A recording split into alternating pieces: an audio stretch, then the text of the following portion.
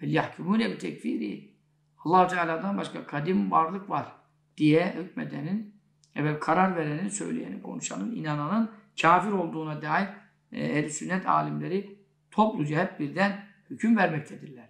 Sarrahal İmam-ül Gazali bihâdâ fî risâletil munqidh minel-zalâl. İmam Gazali Hüccetü'l-İslam, o büyük velinin bir risalesi var. Adı nedir? Dalaletten kurtaran, sapıklıktan insanı kurtaran. Risalesinde ne yaptı? Bu konuyu açıkça yazdı. Ve hakeme bi küfri cemaatin kâline bi kıdemi gayri teâlâ. Allah'tan başka kadim varlıklar var. Yani başlangıcı olmayan varlıklar. Bu nasıl olur ya? Başlangıcı olmayanın sonu da olmaz. Mâtebete kıdemu istihâle ademu. Bir şeyin kadim olduğu ki Allah'tan başka kişi hakkında bu söz konusu değildir. Hiçbir varlık hakkında söz konusu değildir. Bir şeyin kıdemi sabit olursa ademi muhal olur. Ne demek? Bir şeyin başı yoksa demek onu başkası yaratmadı. Demek onun varlığı kendinden olduğu anlaşılır. Varlığı kendinden olan da kendi kendini yok etmez.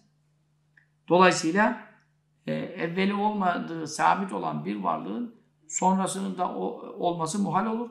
Yok olması muhal olur, imkansız olur. Ve demek ki başı olmayanın sonu da olmaz Allah-u Teala gibi. Ve hakeme bi küfri cemaatin kâline bi kıdemi gayri. Bazı felsefeciler, filozoflar kalktı dediler ki Allah'tan başka kadim varlıklar var. İmam Gazali ne dedi? Bunlar kafir olmuştur. Çünkü Allah-u Teala sıfatını kullara veriyorlar. Yalan söylüyorlar. Allah'a iftira ediyorlar. Allah-u Teala'dan başka kadim yoktur.